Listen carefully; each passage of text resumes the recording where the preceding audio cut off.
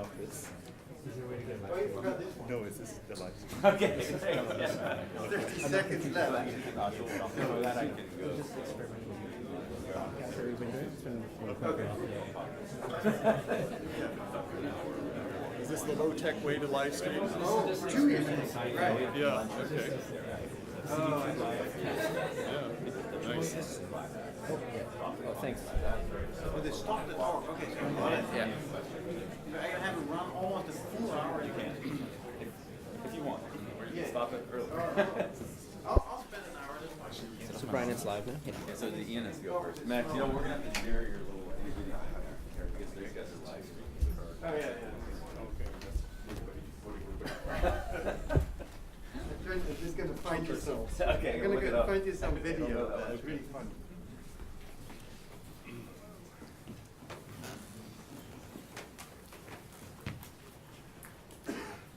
Good morning, everyone. So on behalf of the Fields Institute, my name is Ian Hamilton, the director here. We've been so delighted to have this seminar in machine learning. This is almost the end of the academic year's program.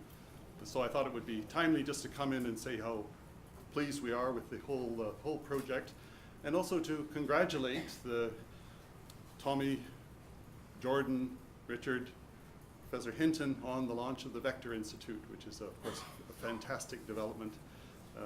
And in some way, perhaps this was kind of a lead up, I don't know. But I won't take up any more of your time. Just welcome to the Fields Institute and enjoy your lecture today. All right, great, thanks.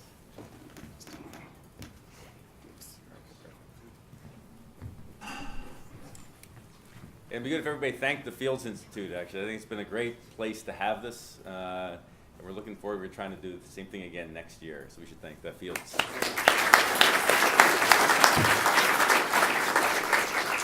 Okay, so today I'm going to want to introduce Max Welling, our speaker. Max did his PhD in physics, and he has a background in physics, but then he's gone on to do amazing work in machine learning. He did postdocs after PhD, both at Caltech, and he was here in Toronto, one of our illustrious alumni here in 2001 to 2003, so quite a while ago. And he was telling me this morning as he walks around, many things are just the way it was in 2001 to 2003. He's now a research chair in machine learning at the University of Amsterdam, and he's been a program chair at NIPS, at AI Stats, ECCV. He's got all kinds of awards, best paper awards at ICML, Kundering Prize at ECCV. So he's done really gotten recognized for all the work that he's done. To me, of all the people in the field, he really is the prime example of kind of why we're started this whole series here at the Fields. He's an exemplar of somebody doing amazing work in research, but also doing work with companies and applications. His research has been very significant in all kinds of areas. A lot of work on probabilistic models, on sampling, on scaling up networks and doing things in a distributed way. Lots of work on deep learning, and recently a lot of applications in things like medical imaging, and started a lab doing that. And he also has his own startup company called Cypher. Cypher. That works with all kinds of companies, and it's a deep learning spin-off. So in that way, that's why I said he kind of combines the whole idea of doing great research with actually working on applications. He's also become a bit of a celebrity in Europe, so I was visited him recently there, and he's written some newspaper articles on AI and big data, and one of them even had a little comic that Max was in. So he's become a bit of a celebrity. So it's my pleasure to introduce Max. One thing before we start is I wanted to say that this is the first of our talks in this series. It's going to be live cast in Waterloo. And there's people on the line now in Waterloo as part of Communitech. Around how many people did you say? 40. 40 people are watching this live cast, so it's an exciting development. So the other aim of this whole series was to reach out not only in Toronto, but also in other parts of Ontario, especially like Waterloo and the other universities. And so this is our first step along the way. All right, so great. So take it away, Max.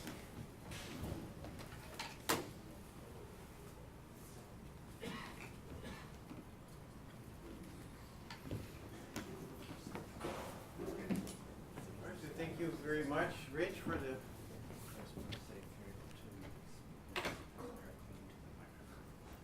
How do you want me to?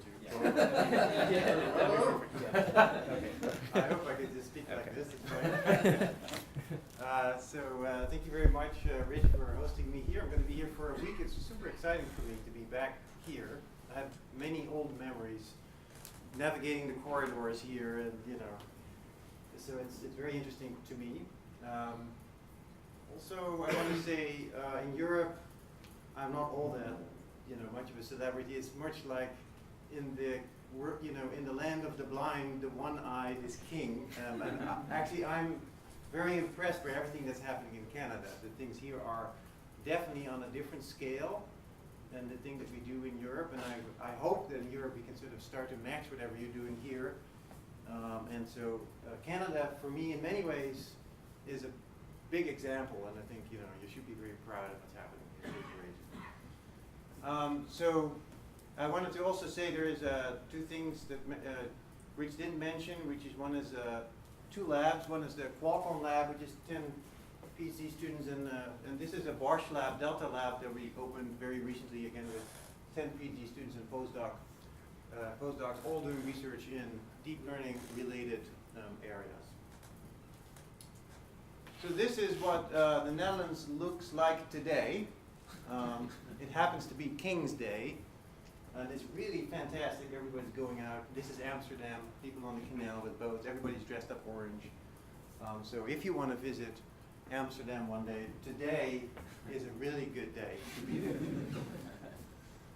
Anyway, so I'm going to talk about three sort of ways that we try to improve deep learning, in particular convolutions. One is generalizing convolutions to larger symmetry groups. The second one is generalizing convolutions to graphs, and then the third one is sparsifying and compressing neural networks and also convolutional neural networks. So first a little bit, so this for many of you might be sort of a little bit oversimplified, I don't know. So how many people are very familiar with convolutional neural networks? Is this everybody basically in the room? Are there people who are, most people are, I guess? So a convolutional neural network is basically, you start out with a signal, a high sort of sample, high rate sample signal, like an image or a speech signal, and you have a little sort of template which you run over the image, and that's sort of, the operation is called a convolution. And you sort of filter the image into different sort of filtered images here. So you have different filters you run over the image, and you get different sort of filtered images out. And then you repeat that. So you do a downsampling of that, typically, and then after the downsampling, you have another set of filters that you run on each one of these. And so you get more and more smaller and smaller filter maps. And then in the very end, you basically have a very large set of very small filter maps that you then process through a normal sort of fully connected neural net to give you an output, which is sort of a prediction maybe of a particular class. And the beauty is that you get sort of this hierarchical sort of representation where the first layers, they do very simple things like detect edges, and the deeper you go, sort of these hidden units, they start to represent more and more abstract things. Like this is trained on faces, so you get neurons which start to focus on eyes or eyebrows or ears or noses, and then at the very end you get things which sort of have the receptive field of an entire face, and they start to sort of model sort of different types of faces. And this is sort of a convolution. This is one of these things that runs over the image and takes the inner product with the image.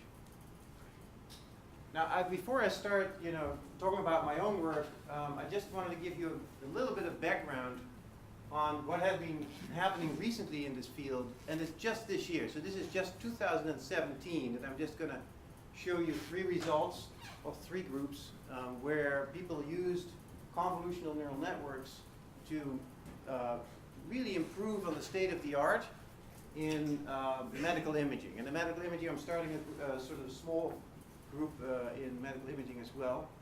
And it's really amazing what has been happening just in 2017, where we now see three totally different application areas where deep learning has beaten physicians in doing certain types of diagnosis. So this is the first paper. It's a Nature. It appeared very recently, a couple of months ago, where the authors collected 130,000 images of skin lesions, and they wanted to classify those in 757 different classes. Like one of them could just be a mole, another one could be melanoma, which is a very terrible sort of cancer, skin cancer.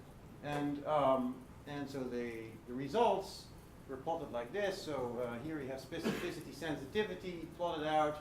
Every dot is a dermatologist, between 20 and 25 dermatologists. And the blue curve is the computer, basically the algorithm run at different operating points. Humans only operate at one operating point, so there's one red dot. And what you see is basically that if you're below this blue dot, then the computer is better than the human.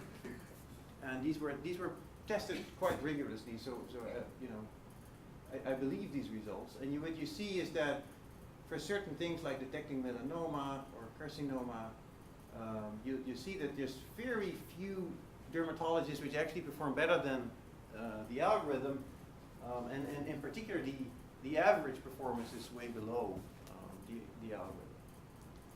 And so this is the second one. This was in the Dutch news. This is Dutch, of course, but it's basically saying that a computer can recognize cancer better than a pathologist. So here the case is you take a piece of tissue from a tumor, and you need to identify those regions where, let's say, cell division is faster or different than what you would have for normal cell division, and you would want to predict where the tumor is and what grade it is typically. So this is only where the tumor is. These are very large slides, gigabyte per slide or something, and it's very tedious work for a pathologist to look at these things, and there's many that they have to study. They get tired, they miss things, and they took a neural net. So Google did this in collaboration with a Dutch group in Nijmegen, and they quote numbers here where 89% the algorithm was correct and pathologists 73% correct.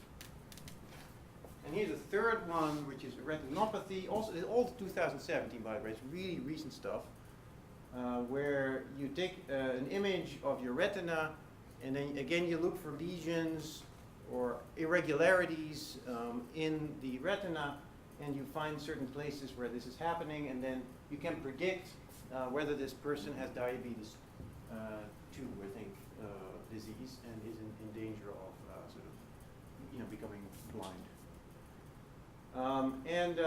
Again, here they did the similar kind of graphs. In this case, the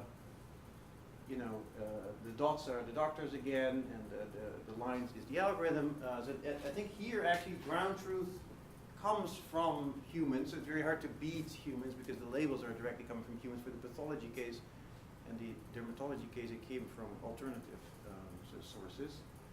And again, what you see is at least it performs as well as the human. So interestingly, 3 cases, very recent. And what is what do these problems have in common? Well, the first thing which they have in common, which is very interesting, is they actually use the same neural net.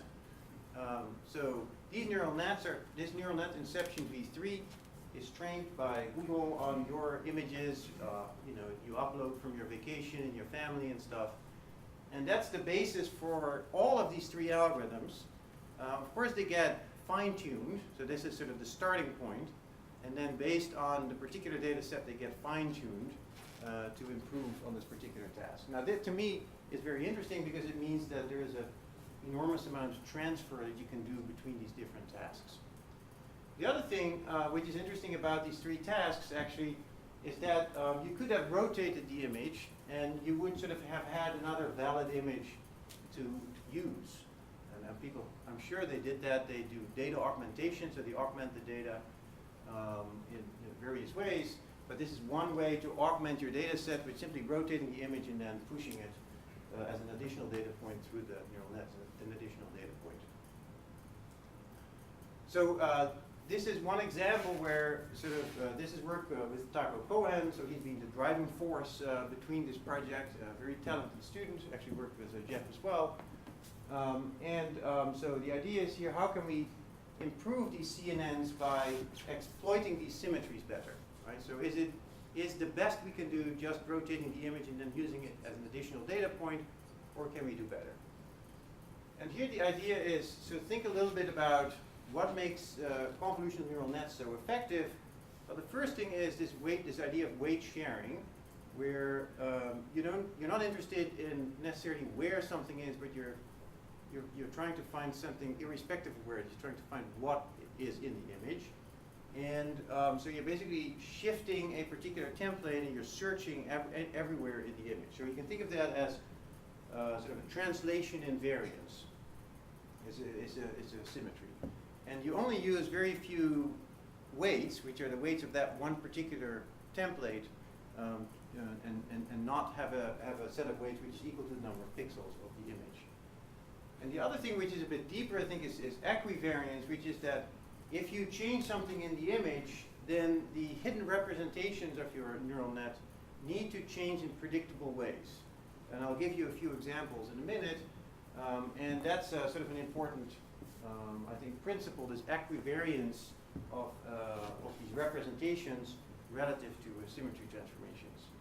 Right? And if, here's an example of if you wouldn't be doing that, then this would be a perfectly fine sort of image of a human being. It's invariant to to the location or the relative locations of all of these objects, all of these sort of parts in the image. But of course, this is not really what we would want to have as a sort of representation of a human. So here's a little bit of a demo of what we mean by that. So so here we do a convolution of this one. This is the filter, and the filter is dark on this side and light on this side. And what it does is it convolves over this image and it finds the edges of this sort of image. Now let's think of, now the image is moving, but let's think if the image is standing still, then you would have an ordinary convolution. So this is a normal convolution. So it would find these two edges which are sort of vertical, right? And now if we move the object in the image, then the representation, which is this, also nicely sort of shifts with the moving of the object. So that's what we call equivariance. Now if you do this for rotation, so we take exactly the same procedure, but now we rotate the bar around, then you see that the activations of the filtered image are very different. Right? There are, here there are sort of two long white bars, and here there's two long white bars, and here there's two short white bars.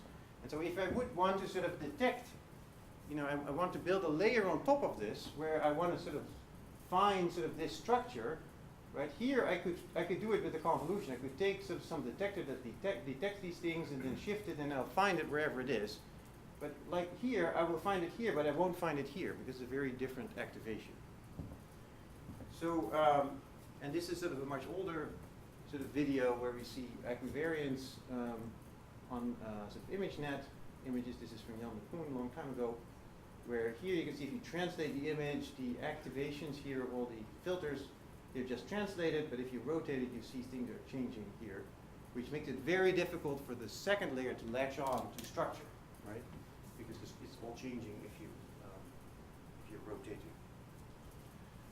So then Taco found sort of an interesting solution to this problem, which is he says, well, can we come up with a new convolution that will make sure that the hidden representation that you create after convolving will have a very predictable sort of transformation, not just under translations, but also under rotations, for instance here, or mirror symmetry. So the idea is that this is a normal convolution, so you take an image and you convolve it with this patch and you sort of get this filter map.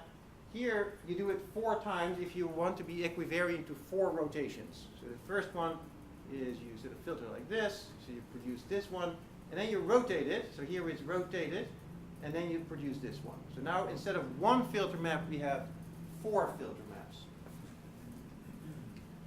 And a little bit of more sort of math, the way you would write it out is that you can sort of think of a convolution as follows based on translations. You take your f as an image, you evaluate it at a pixel x. Now one thing you can do is you can translate that image. So you can translate, let's say, the f to the right here. You can define that as the evaluation at f at the point x minus f, so shifting in the other direction. That's the definition of the translation of the f. And then the convolution is nothing else as taking a filter, translating it to some point s, taking the inner product with filter k, and then sum over all the x's, sum over all the filter maps, and then you get your convolved image, and then it's evaluated at s. Now s for translation is again sort of a two-dimensional map, so it's again an image, right? But if you try to generalize that to a rotation, it's slightly different. So now you say, well, let's take another transformation as a rotation. So you take the rotation of the f. Now that just rotates the f sort of in this direction. It's the same as f evaluated at r minus 1r. And then the convolution looks like you take your transformation, like a rotation now, of your filter, then take the inner product of your filter map, sum over all the x's, and then what you get is your convolved image, but then evaluated at G, which is an element of that group. So in this case, if we have 4 rotations and translations, it's going to be 4 images, right? One in this direction, one in this direction, and one in this direction, one in this direction, right? So there's now, the output is now 4 filtered images because the group G is a bit larger. Okay, so in order to sort of visualize that, so here we have, again, sort of an input patch, and we convolve it with this L-shaped thing, and sort of, since we rotate the filter map 4 times, you'll see that it detects edges on the left-hand side, here it detects edges from the top, here it detects edges from the bottom, and here it detects edges from the left. So we've rotated this filter map 4 times and convolved it with the input image. And now what does it mean? What does it mean to be equivariant? You say, well, if I first take my image and I rotate it, and then I convolve it with the function psi, with the filter psi, that must be the same as I first convolve the image with the filter psi, and then I transform it with t. So these two things sort of commute together. And if you then sort of look at how that looks like in sort of animation, so again, if we now take an image like this and we rotate it around, then if you try to see this guy here, it tracks here, and then it goes here, and then it goes here, and then it goes here. Right? So what happens is that the filtered image not only rotates inside, but it also sort of moves around in this map. Right? So now the transformation in this space is very predictable. It rotates and it sort of shifts in these 4 filter maps. So in other words, if you do your transformation, if you have this stack of filter maps here, and inside the filter map rotates, but you also sort of permute or shift in this filter stack. And that's the full transformation you have to do in your hidden representation. So Taco looked at these groups, the groups P4, which is 4 rotations and translations, as well as P4M, which also has flips in it. Right? So we have a rotation, we have translation X, translation Y, and we have a flip operation. And so in order to understand what equivariance means in that case, these KV diagrams are extremely useful. So this is from Ola's blog. So basically, you can think of these diagrams as representing your group. And a group is such that if you apply a transformation, it will have to stay within the group. That's sort of the definition of a group. If you start with an image of an F, and you rotate it, so this is a rotation, you go to here, and if you keep rotating, you basically go along these lines. Right? But then if you flip, you go from here. Or if you flip from here, you go to here. And then if you rotate again, you go along these lines. Right? So if you apply something, you just have to follow basically these lines, and you figure out what the answer will be. So then, what does equivariance mean in this more sort of complex group? So here we have, again, sort of 4 rotations. And then from here to here you have the flip. And it basically means very similar to this rotating block, but now sort of more transformations involved. If you first convolve and then you rotate. You know, you go from here to here. So you take this particular filter map, you rotate the filter map, and you shift around in this filter stack, right? So this is sort of a filter stack of 8 different filtered images. But again, the procedure is very straightforward. You transform inside the image and you sort of permute in this filter stack. Now, so you can sort of, the nice thing about this is that it's, first of all, it's more data efficient, because now you only have to learn one single filter for all sort of rotations. So you don't have to train 4 separate sort of filter maps for all the different orientations. You train one and it gets rotated itself, right? So you share more parameters than you would share in a normal sort of convolutional neural net. What we see is you can sort of use this as a swap. You can just swap out a normal, you know, convolution, and you can swap in the sort of equivariant convolution. And sort of here we have some of the sort of benchmarks where if you use a normal convolution, you get these results, and then if you start using bigger groups, so this is with rotations, the error goes down, and if you use rotations and flips, the error goes down again. Okay, so that's sort of the procedure, and you know, this might give us a slightly different view of what it means to disentangle. So disentangling has been a concept which has been used sort of rather vaguely or intuitively. So people think, okay, factors of the input get disentangled at the sort of deep latent representation. So what would that mean? So one way people think about this in the old ICAs, you know, when the hype was all about ICA, people thought about factors of sort of statistical independence. So we're thinking of independent factors of variation, right? Actually, all of sort of these latent variable models have that as an idea underlying it. So here we can start to think of it slightly different, maybe, which is maybe we can think of it as subspaces which rotate or transform independent of other subspaces, right? So if I take an image and I rotate it, and I can think of my latent representations as, comprised of subspaces, and sort of they transform into each other sort of independently, so they don't mix, in other words. And so you can think of an object now as basically a trajectory under all these transformations, right, which lives in a particular subspace, and that's an object. And then if you go from one object to another object, you will have to do a different transformation. You have to change the image significantly.